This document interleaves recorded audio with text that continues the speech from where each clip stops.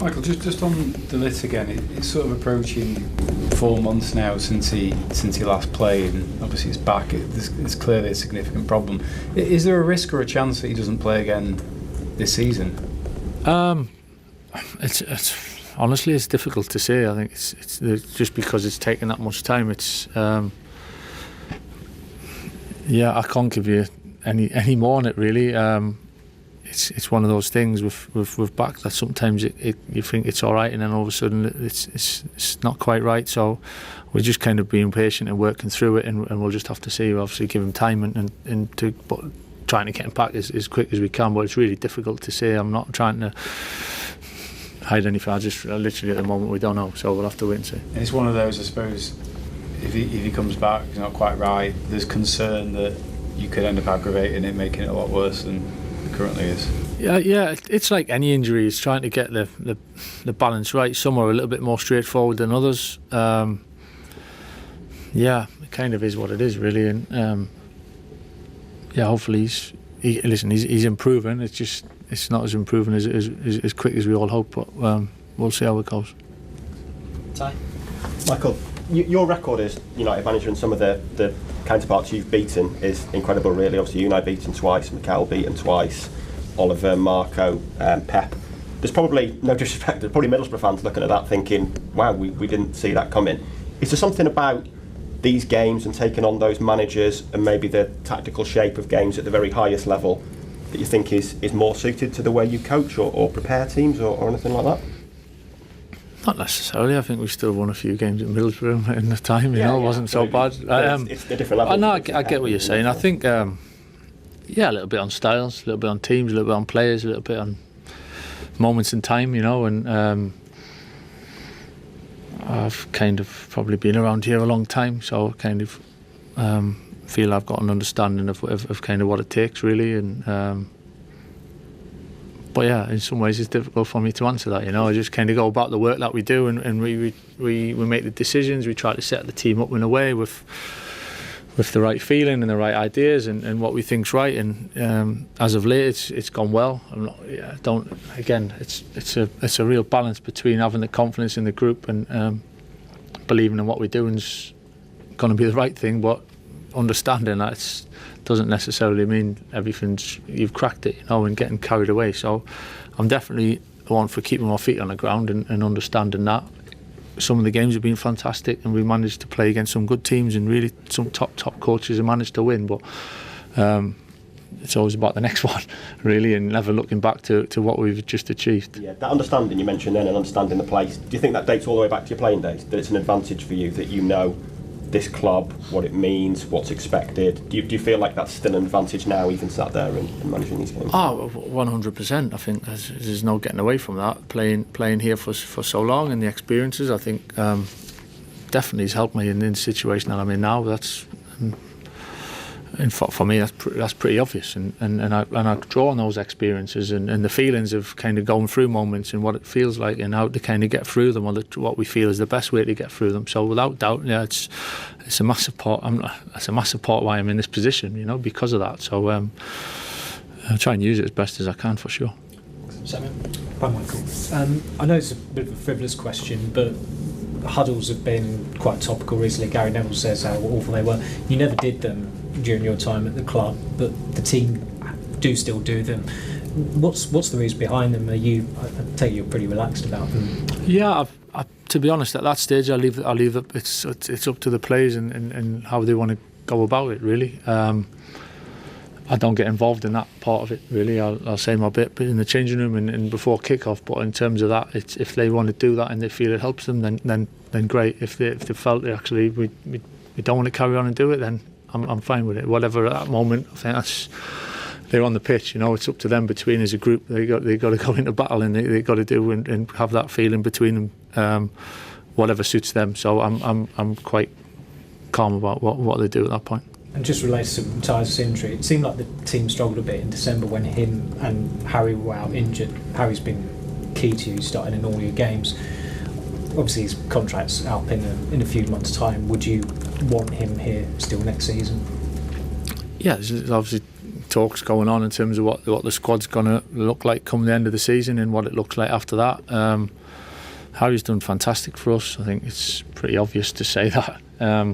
He's had a big impact on what we've done, so we'll have to see. I enjoy working with him. I think he's been fantastic for this club, and we'll see what comes of that. Jamie and then Rob. Hi Michael. As a manager, either here or at Middlesbrough, have you or do you ever get angry with players? Yeah. It's. I'm not going to sit. I'm not going to sit here and get angry at you at this point. Please do. Everyone else does. That's what you're asking. No, I think there's a time and a place, and obviously we're disappointed at times and disappointed with the result in Newcastle. So there's feelings there, without doubt. That's what I'm saying. I think calm's what I was talking about earlier. I think being calm and the composure around the play, but it's a sport, it's elite performance. So you got to play with emotion and feeling, and sometimes that is a bit more aggressive. It's a bit more intense sometimes. So you got to manage that. And if I don't manage that, then you can't all of a sudden expect the players just to create the right emotion. So yeah, certainly it's part of our role. I mean, the reason why I ask is you seem so calm, and you also obviously were as a player. When you do it, is it almost like a calculated decision then, right? I think they need to have a stern word. Or have you actually lost your rag? I think it's that drive, ultimately, and it comes out in different ways. Some of the players will be a little bit quiet. It doesn't mean they don't care. They might not show it, but there's something inside. There's a drive. Maybe there's a stubbornness at times to want to prove to yourself as much as anything. Certainly, and I don't think anyone to play at a certain level. You've got to have that. You've got to have that confidence in yourself and that belief to ultimately pull it off. But the emotion is part of it. I wouldn't say I've kind of put on a performance. I think I go with how I feel at the time, and certain times it's a little bit louder, maybe sometimes a bit more feeling, other times it's calm. It depends what the group want and need at a certain point as well. And I guess that's get the ultimate coaching and managing, really, to get the lads in the right frame of mind. Hi Michael, you've had about 2 months with these players. I think in that time you're top of the form table in the Premier League, and I imagine that the ultimate aim for this club is to get back challenging for the Premier League title regularly. I'm not expecting to say we need 3 players or 4 players, but how far away do you think this group of players is from being able to challenge with the likes of City and Arsenal? I think it's always difficult to say because football can flip so much, and maybe we wouldn't expect it, or people wouldn't expect us to be in this position and kind of in the league position at the moment of being that close. So it can go from season to season. We've seen it in the past of teams winning leagues and then not, and other teams coming and win leagues. So I think we've got a good squad. I think we've got a pretty decent balance within the squad. There's a few little bits you always want to improve and progress. And we understand of next season it might look different in terms of games. There's no getting away from the fact we haven't had loads of games to actually in different competitions to deal with at this stage, and that's obviously going to go into the thinking of the club moving forward, of how we manage that in terms of numbers and balance and everything like that. But I certainly feel that we've made progress. I think that's the biggest thing. However long that takes, it depends on how well it goes. But certainly at the moment we feel we're in a decent position to make other steps. Chris?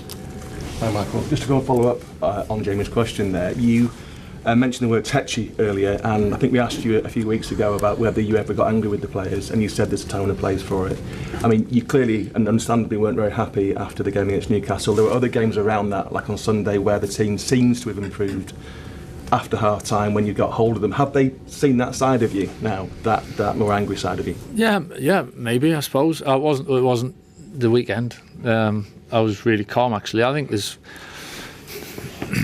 a time in games where you always want everything to be perfect and great and be ahead and win 2-3-0 in the first half, but it don't happen, and it hasn't happened. You talk about drawing on experiences. I've played in some outstanding teams where people remember kind of attacking teams that scored loads of goals, that maybe a 0-0 at half time at home when it's been a tight game. It's so it doesn't. That's kind of the experience of pulling on that. I was pretty calm, really. I thought it was a bit of a tight game. I thought there was more in it for us, and in the second half it kind of proved. So it doesn't necessarily mean just because it's not totally going that we all get angry about it, and that's kind of the pick in the moment. But yeah, certainly at times I've been a little bit maybe frustrated or a little bit more animated, but that's how it is. And just finally, on Delict, is it possible that if things don't improve the way that you want, would you look at alternative treatment and even maybe surgery? I don't want to get into that at this stage. I think we'll obviously try and do whatever we can to help Matt, I think, and help get him back and kind of whatever that takes. So we're working through that now at the moment, to be honest, and see. But hopefully he'll be back sooner rather than later, and everything will be fine. We can move on. Last question for Paul. Michael, just following on from what Jamie was saying earlier, when it comes to the squad, have you got players in your squad who will kind of maintain those standards that you set, you know, kind of maybe not call each other out, but kind of make it clear that, you know, if someone's not pulling the weight, they will say to them, come on, you need to kind of up your game? And is that what you like to see as a manager? I think it's healthy, you know. I think it's to push each other, and it's not a personal thing. I think it's a case of performance and getting out the best of each other. And I've seen players over the years where they just kind of argue for the sake of argument to fire them both, fire each other up. So there's definitely that, and there's no harm in it. And it's, as I say, it's not personal. It's for the good of the team and for the good of each other. So I've got no issue with that at all. Because there's been a few examples of Bruno doing that in the past. Does he bring that kind of element to the dressing room? I think as long as it's meant in the right way.